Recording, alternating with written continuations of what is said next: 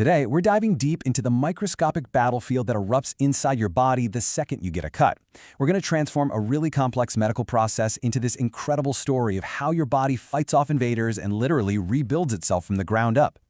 So let's start with something we've all experienced, a paper cut. I mean, it seems so minor, right? But that tiny little break in your skin, it kicks off this absolutely epic, high-stakes battle.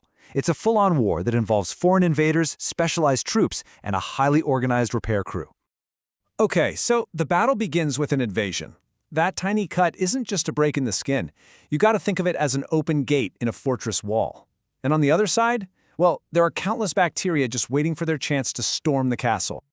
Your skin really is like the wall of a fortress. So when it's breached, invaders, in this case, bacteria, just rush right in.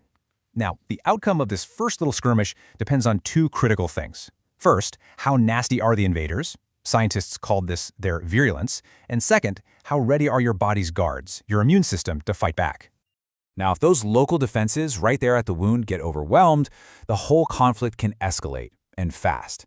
The infection can get into the main highway of your body, the bloodstream, and start to spread. This is where we see a few different stages of invasion, and trust me, each one is more serious than the last. So first, you might get something called toxemia. This is interesting because it's not the bacteria themselves that are circulating, but the harmful toxins they produce. These poisons can cause effects all over your body, like fever, and in bad cases, can even damage your organs. It's kind of like a form of long-distance chemical warfare. Next up, you have bacteremia. This is where a small number of the actual bacteria make it into the bloodstream. They aren't really multiplying like crazy yet. You can think of them more like scouts checking out the terrain. Believe it or not, this can happen for a moment from something as simple as brushing your teeth. But it becomes a huge problem if those scouts find a weak spot, like a damaged heart valve, and decide to set up camp.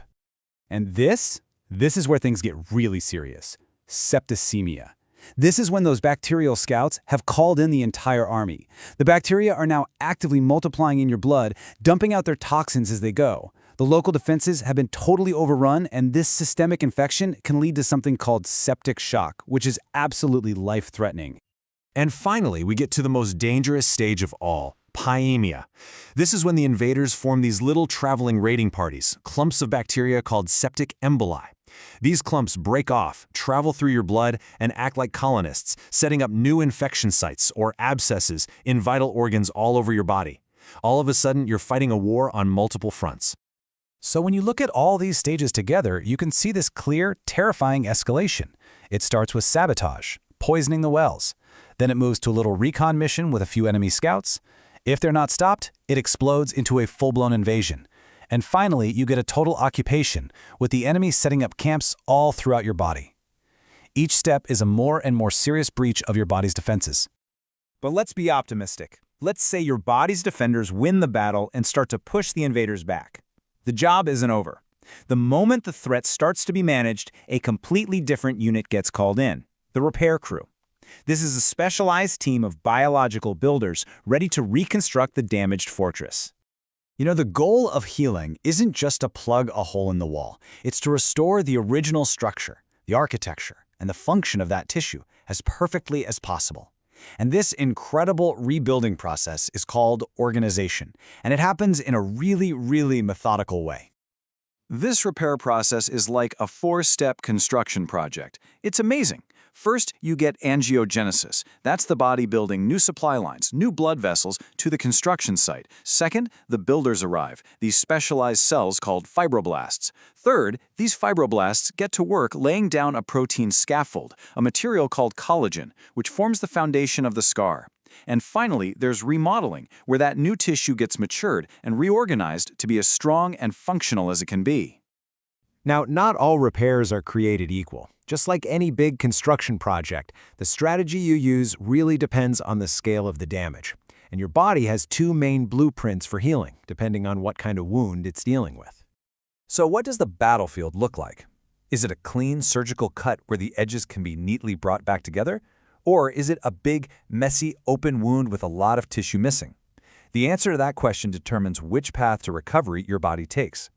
Let's look at the first strategy, the one doctors call healing by first intention.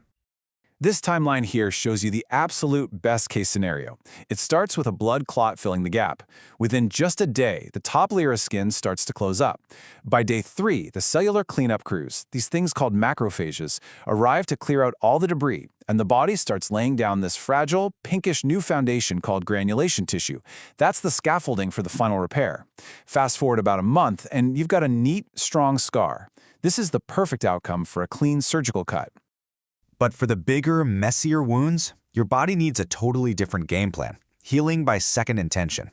This is a much, much bigger construction project.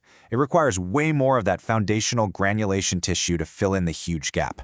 It also involves this fascinating process called wound contraction, where special cells literally pull the edges of the wound together to try and shrink the battlefield. The trade-off, though, is that the final result is a much larger and often weaker scar. But, just like any complex project, the healing process, it isn't always perfect. The battle against the infection might drag on, or the repair crew itself can make some serious mistakes, and that leads to complications. A whole bunch of things can throw a wrench in the works. A lingering infection is a huge one.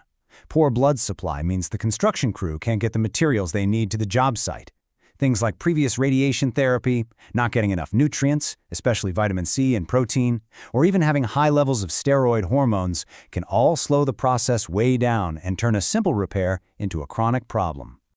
And when this whole repair process gets sabotaged, the results can be pretty serious. On one hand, you can get deficient scarring, where the repair is just too weak to hold, leading to problems like hernias. But on the other hand, the repair crew can go into absolute overdrive, creating excessive, overgrown scars. And in some rare chronic cases, this constant cycle of damage and repair can even lead to dangerous, malignant changes in the scar cells. Take this, for example, exuberant granulation tissue. This is basically when the repair crew gets a little too enthusiastic. They build so much of that new scaffolding that it actually pokes out above the surface of the skin. And when that happens, it physically blocks the final layer of skin from growing over the top to seal the wound. And another wild example of the process going into overdrive is something called a keloid. This isn't just a big scar. It's a scar that grows way, way beyond the boundaries of the original injury. The body's collagen production just goes completely haywire. It's known to be more common in people with darker skin, and so frustratingly, they can actually grow back even after they've been surgically removed. So the next time you get a simple cut, I hope you'll just take a second to remember the incredible microscopic drama that's unfolding right there. An epic battle followed by a super sophisticated reconstruction project. It really is a daily miracle that we so often take for granted. Which leaves us with a final thought to chew on. Knowing just how complex this process is, how can we better support our body's amazing natural ability to heal itself?